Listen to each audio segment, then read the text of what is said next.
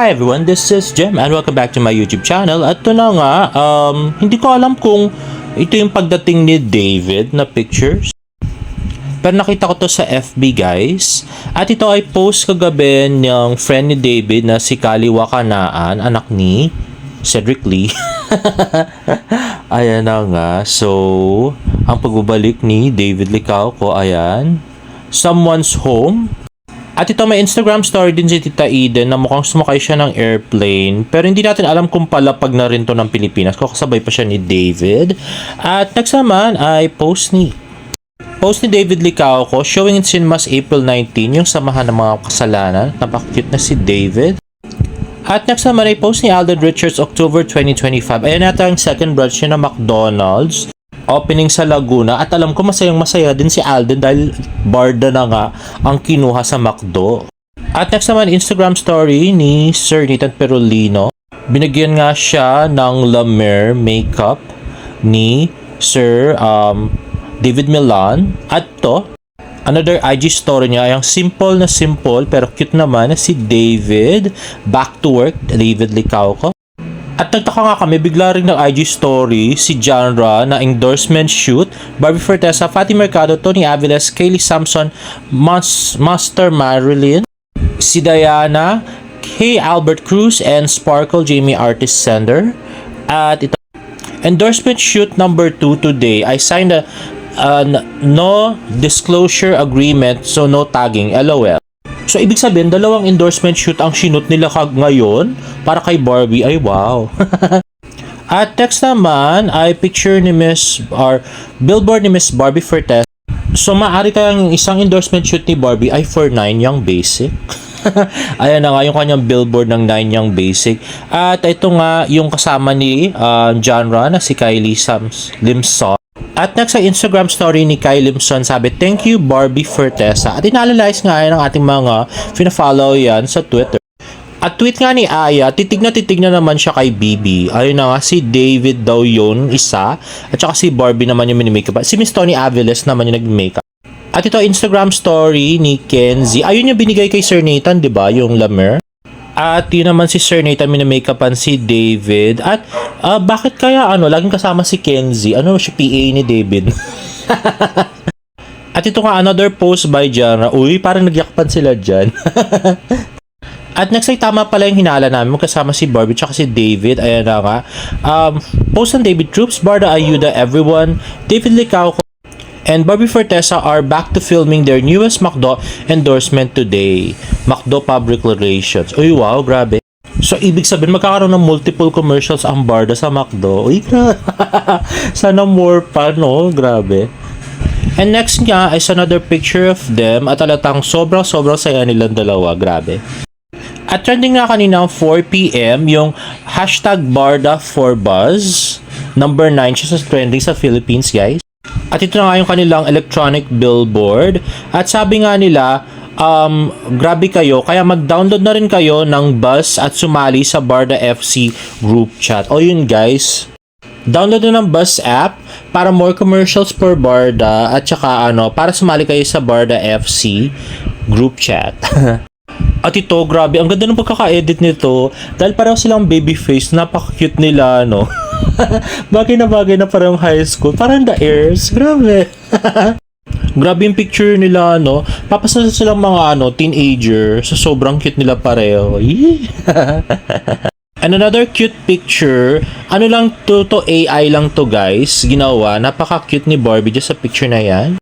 At next ay post ng GMA Pictures ang tunay na makasalanan sila Mayor Damunyo, Betong Sumaya at si Tin Chismosa, Charis Solomon. Hindi mawawala si David Licauco kahit na may mic pa siya sa ulo. Cute, no? Sama na makasalanan in cinemas April 19. Napansin ko para-paraan yung GMA Pictures, para ma-promote yung samahan ng makasalanan. Talagang kasama lagi si David sa lahat ng post nila.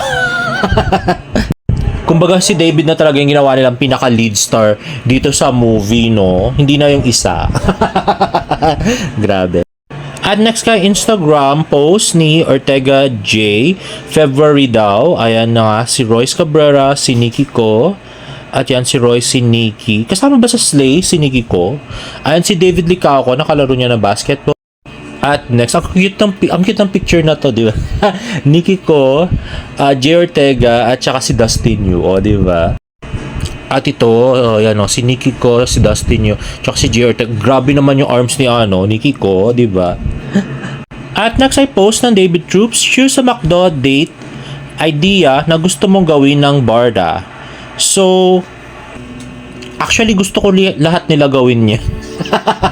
Grabe. Pero pinaka gusto ko siguro yung may beach para may ano na sila, may nag two-piece si Barbie tapos naka-ano lang si David. Naka-board shorts lang si David tapos topless. Diba? Grabe, that's my dream. At yun na nga guys, dahil nga yun lang yung ayuda today guys, napaka-konti. Walang video nga. Wala sighting si David or si Barbie. So, ayun, ako na lang magbibigay ng ayuda. So, meron nga tayong Bardo Chismis. Actually, trivia to. Hindi naman siya talaga chismis. Ganito kasi yan guys. So, taping ng Pulang Araw. Tapos, may mga fans. Parang sa Pampanga to nangyari. May mga fans na nagdala daw ng seafood. So, pusit yata na inihaw yung isa sa mga dinala nila. Ngayon daw, binigyan daw, syempre Barda fans yun, so binigyan guys yung Team Barbie at saka Team David. Ngayon daw, yun palang pusit, parang hindi masyadong fresh. Nagka-allergy si Barbie, grabe, inatake ng allergy, grabe daw, talagang kating-kati daw si Barbie talaga. Buti na lang daw, yung isa palang naka-duty na GMA staff, doktor pala. O yun, ang ginawa niya daw, niresetahan niya raw ng malakas na antihistamine si Barbie Fortesa para daw hindi, kasi pag kasi nagpantal-pantal si Barbie na ganon, tapos kinamot niya, nakakasira ng makakasira ng skin niya. Di ba iningkatan niya yung skin niya? Dahil nga artista siya. So, ang ginawa daw, para mabigyan ng reseta, ginawa niya na reseta si Barbie Fortesa, tapos mama pa siya doon sa pagbili para maisigurado na mabigay yung high dose ng antihistamine kay Barbie Fortesa, kasi hindi raw mapakali si Barbie Fortesa kasi nagka-allergy siya, lumabas na yung mga pantal-pantal, tapos yun nga hindi na siya mapakali kasi syempre Makati yun, di ba?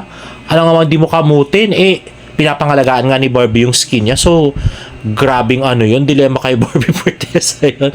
Buti na lang daw, at naagapan siya nung high dose na antihistamine at hindi niya na kailangan ma-hospital nung araw na yun. Pero, sa artista, napaka-importante pa mo ng face kasi yung mga endorsement mo, di ba? Kailangan yung flawless na face at saka yung flawless na skin talaga kay Barbie.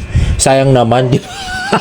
Kung magkakapyaklat lang siya dahil lang sa sa pagkain ng seafood. At salamat at naagapan yon. Thank you kay Doktora, whoever you are.